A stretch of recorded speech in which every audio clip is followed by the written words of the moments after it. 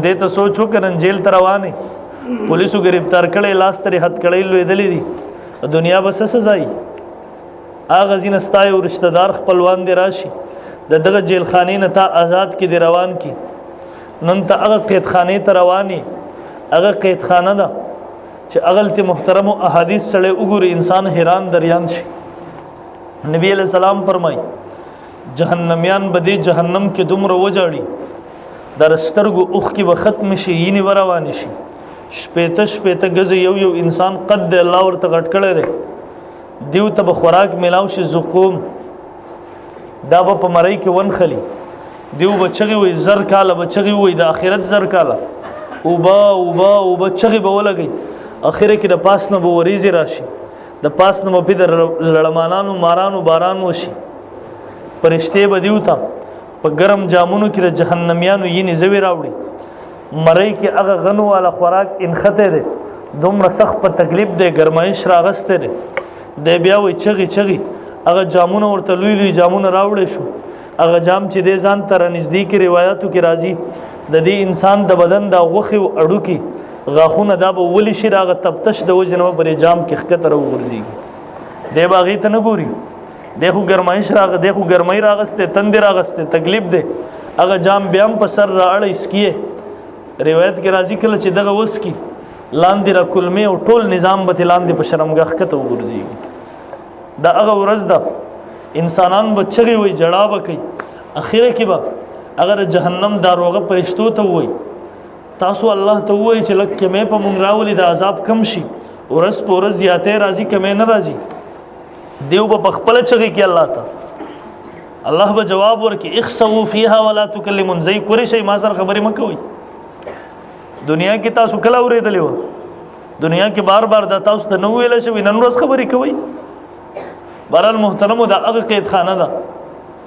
یو وګد حدیث ته عبد الله ابن مسعود رضی الله عنه حدیث نقل کړي دا محترمو زره مسلمان خبره کوم د مسلمان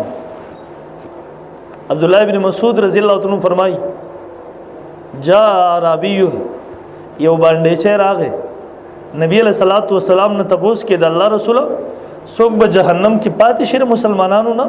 یعنی چې ټول مسلمانان روزي اخیری جهنمی بسو کی نبی وګد حدیث ته نبی علیہ الصلوۃ والسلام ور جواب ورکړي ها یو کس په جهنم کې دا بچی لګي یا حنان یا منان بار به आवाज راځي تر دې پورې چې دې आवाज به جبرئیل علیہ الصلوۃ والسلام واوري جبرئیل علیہ الصلوۃ والسلام به الله مخې ته لاړ شي التو په سجده باندې شي الله به ور جواب ورکړي سر پورته کې اے جبرئیل تاسو لیدل دي الله تعالی علم د زما استاد اظهار د پاره ما او تاسو رخکار کول د پاره تپوس کوي دنه تپوس کې سر پورته کې جبرئیل سې لیدل دي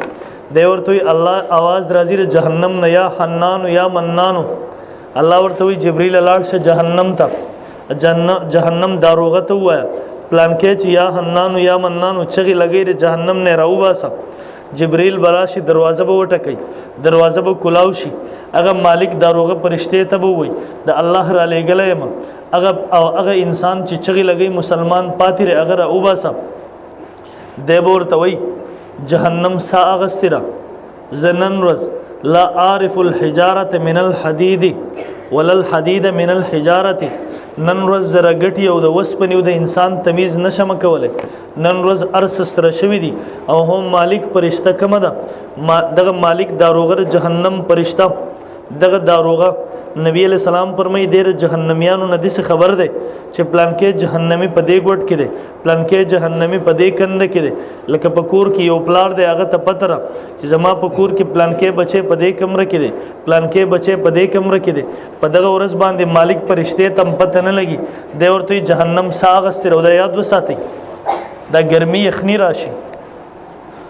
حدیث کې راځي نبی علیہ السلام فرمای دا دو قسم عذاب یو گرم جهنم والا یو یخ عذاب والا جهنم چې زمهریر ورته ویل کی د دواړو الله ته پریاد وکړو گرم جهنم او یخ جهنم الله ز دومره گرم شوم زما دیوالونو یو بلو خاړه یخ جهنم الله دومره یخ شوم زما دیوالونو یو بلو خاړه الله ورته اجازه ورکو کال کې یو ساته اخله یو تا اخله گرم جهنم سا واخلی دنیا کی گرمی راشي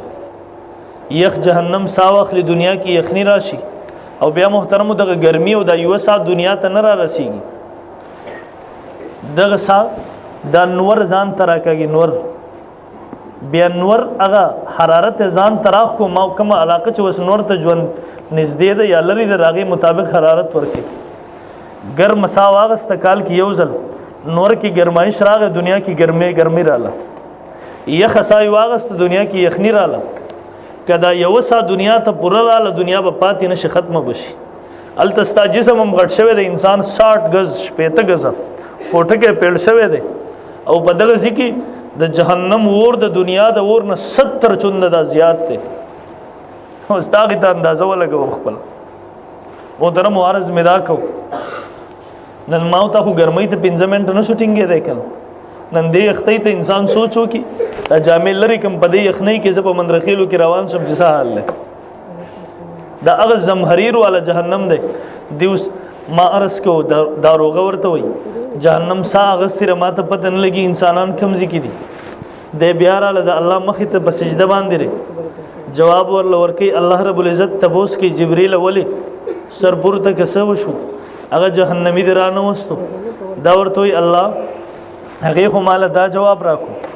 دیور الله رب العزت ورته ویلاړ شه دې ته وایا چې هغه یا حنانو یا منانو چغه لګون کې فی ستر کذا و کذا فی قار کذا و کذا فی زاویه کذا و کذا لاړ شه په پلان کې ګټ کې په پلان کې ځکه په پلان کې کند کې پروت دی د چې کله واپس راشي هغه کسته نشاندهي ورکی چې دغه مالک فرشته ورشي د پاسه حدیث کې راځي د پاسه په ماران لړمانان پراتري هغه له یو سن ور کې ماران لړمانان تلری شو دویم سن ور کې د دل لاسونه خپې د لاسونه د شات تړلې شوی دي خپې د 60 سره تړلې شوی دي هټ کړو کې پروت دی بیړو کې پروت دی بل سن ور کې اغم تلری شو ځان سره را روان کی ابي حیات کې اغي کې دلغه پور کې دیر روان کې د الله مخ ته راولي مارس کو دار مسلمان خبره د اخري جهنمی ر چې جهنم نه روزي ها ایمان لوی سیز ده برن محترم مارز دا کو جنت کې به مشرکین دي مسلمانانو ته وای دنیا کې خو تاسو الله الله आवाज لګو دنیا کې خو تاسو توحید کو تاسو مونږ اسلام باندې نن ولی تاسو جهنم کې زمون سره یو ځای کله چې دیو دا خبره وکي الله رب العزت به حکم وکي څومره مسلمانان چې په جهنم کې دي په ځل کې معمولی ایمان او اغټول راوباسي جنت ته راوړي دغه ورځ چې مؤمنان د جهنم نه راوستي کیږي جهنميان به ربما يود الذين كفروا لو كانوا مسلمين کاش کې بجون کې یوزل دا کلمه ما ویلې وي کاش کې بجون کې یوزل زم په اسلام کې داخل شوی ایمان می راوړې وي مارس کو دا هغه اخري جهنمی دی چې راوسته شو